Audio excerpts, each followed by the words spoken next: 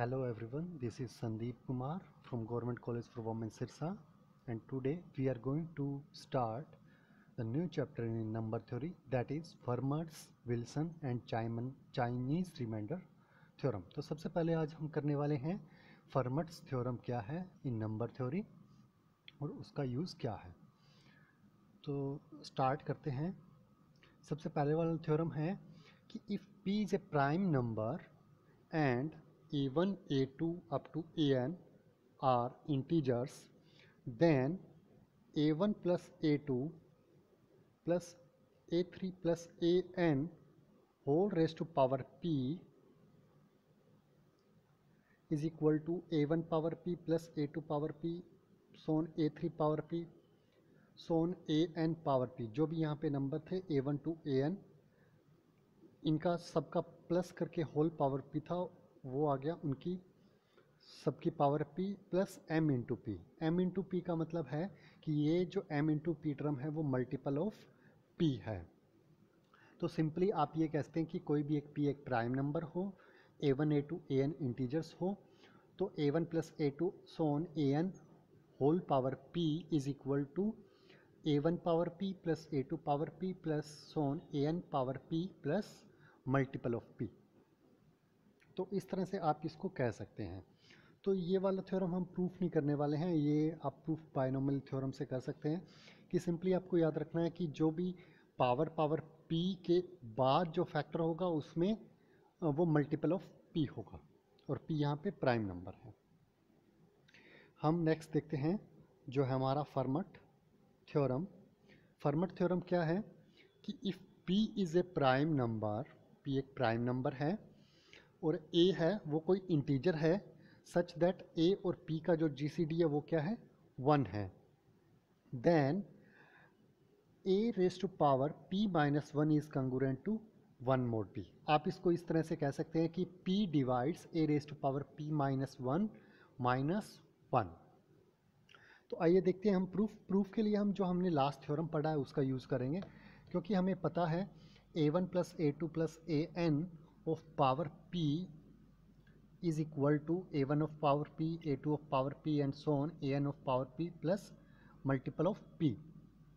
तो यदि हम a1 a2 an सबका वैल्यू 1 1 पुट करते हैं तो इससे हमारा आ जाता है कि n जो ये है n power p is congruent to n power p is n power p equal to n plus m into P. अब क्योंकि आपको ये गिवन है तो आप इसको इस तरह से लिख सकते हैं कि N P minus N is equal to M into P. तो इससे हम कह सकते हैं कि P divides N P minus N. जब आपका P divides N P minus N है तो N P minus N is congruent to 0 mod P होगा। तो इसको हम लिख सकते हैं N P congruent to N mod P। अब आप देखिए आपको गिवन है कि n और p का जो GCD है वो 1 है, इसलिए क्या होगा n आप कैंसिल आउट कर सकते हैं। तो इसलिए n जब हम कैंसिल आउट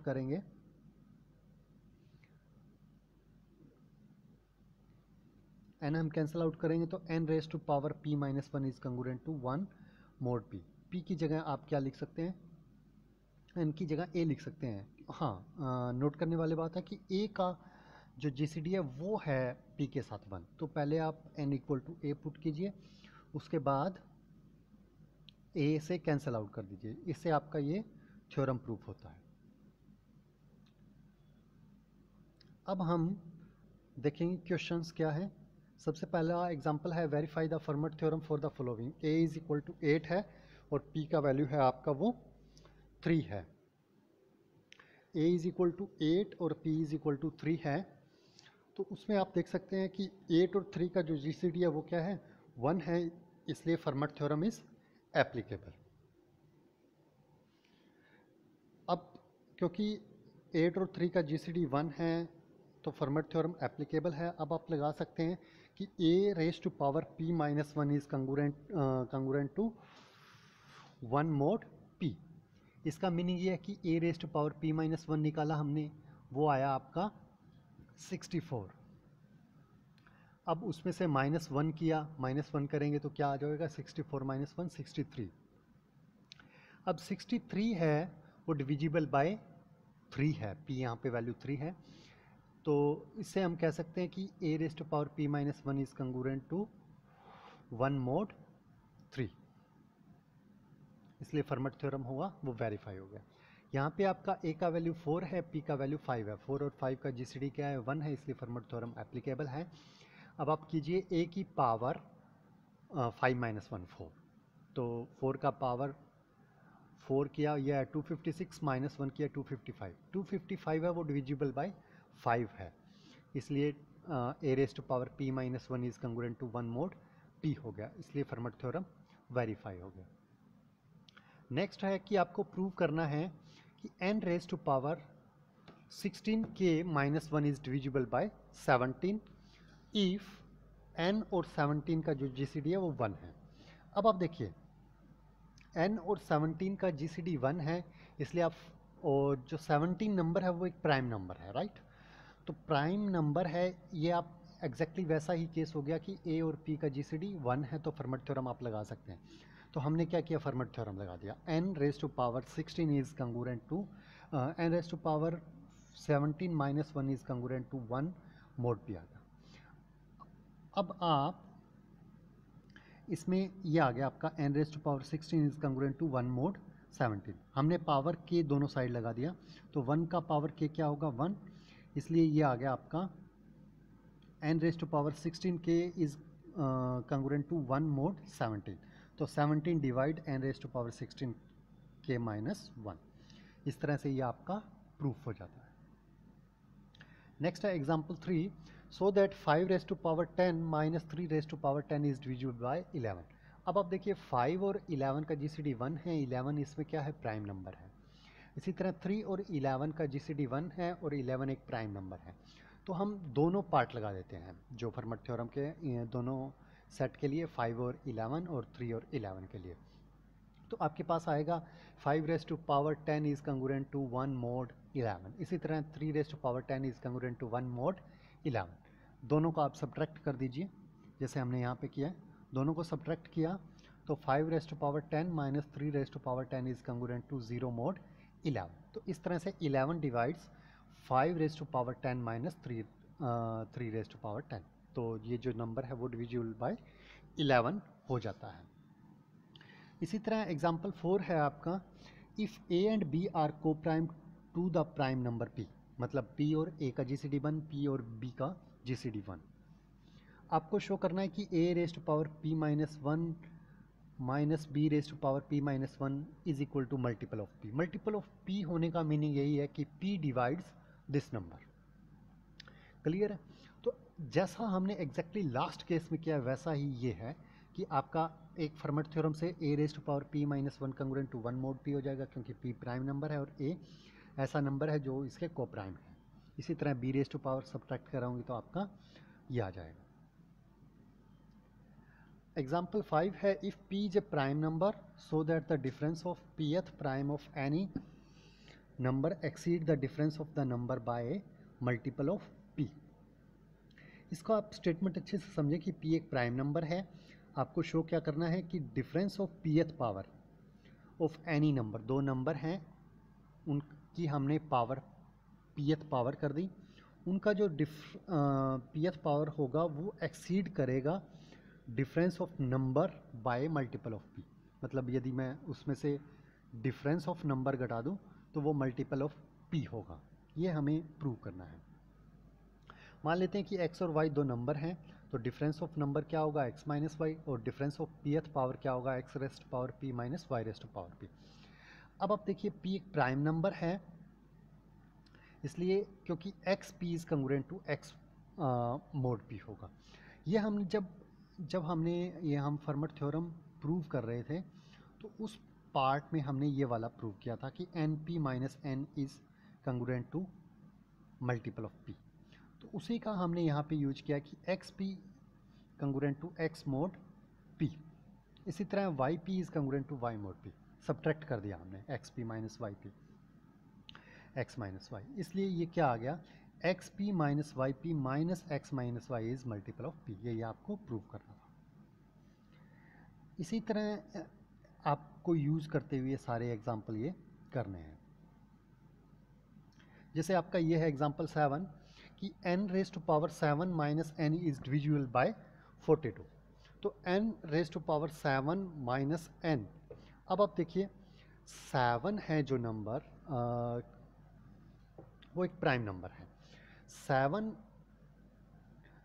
इसलिए n raise to power 7 is congruent to n mod 7 होगा।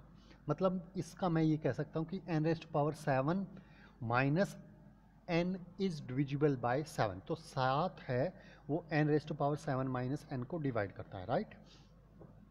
अब यदि मैं ये और प्रूव कर दूं कि n raise to power 7 minus n है वो 6 से भी डिविजिबल है, तो ये 42 से हो जाएगा। उसके लिए हम ये n raise to power 7 minus n को ब्रेक कर रहे हैं। तो ब्रेक करते वक्त क्या किया है हमने, तो एक पार्ट तो ये वाला पार्ट तो ये कह रहा है कि ये 7 से डिविजिबल है, इसमें हम प्रूव करेंगे कि ये 6 से भी डिविजिबल है। n raise to power 7 minus n क्या होगा, n into n raise to power 6 minus 1। 6 minus 1 को हम लिख सकते हैं n raise to power 3 minus 1 into n raise to power 3 plus 1। n raise to power 3 minus 1 को हम लिख सकते हैं n minus 1 into n square plus n into n plus 1। यह आपका a cube plus b cube है, उसको लिखा जा सकता है a plus b n plus 1 into n square minus n into n। अब आप देखेंगे कि n माइनस 1 भी आ रहा है, n आ रहा है, n प्लस 1 आ रहा है। 3 कंजक्टिव इंटीजर है, 3 कंजक्टिव इंटीजर होंगे वो डिविजिबल बाय 3 फैक्टोरियल होंगे। 3 फैक्टोरियल क्या होता है 6, इसलिए ये नंबर 6 से भी डिविजिबल है। अब जो नंबर 6 से डिविजिबल है और 7 से डिविजिबल है तो वो उनके एलसीएम से भी डिविजिबल होगा, और 6 और 7 का एलसीएम क्या होता है 42, इसलिए ये नंबर डिविजिबल बाय 42 है। तो इस तरह से हम ये प्रूव कर सकते हैं।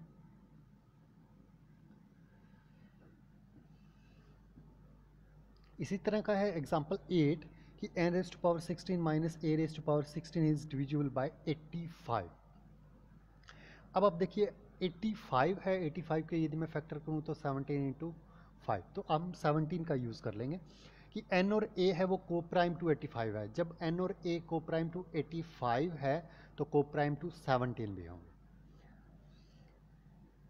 क्योंकि आपको गिवन है कि ये को प्राइम टू 85 है तो को प्राइम टू 17 भी होंगे, इसलिए 17 एक प्राइम नंबर है। बाय फर्मट थ्योरम क्या कर सकता हूँ मैं, n raise to power 17 minus 1 is congruent to 1 mod 17। इसी तरह n raise to power 16 is congruent to 1 mod 17। इसी तरह a raise to power 16 is congruent to 1 mod 17। तो सब्ट्रैक्ट करके हमने 17 वाला पार्ट तो कर लिया है। अब हमें पार्ट प्रूफ कौन सा करना है जिसमें हम दिखा सकें कि ये 5 से भी डिविजिबल है।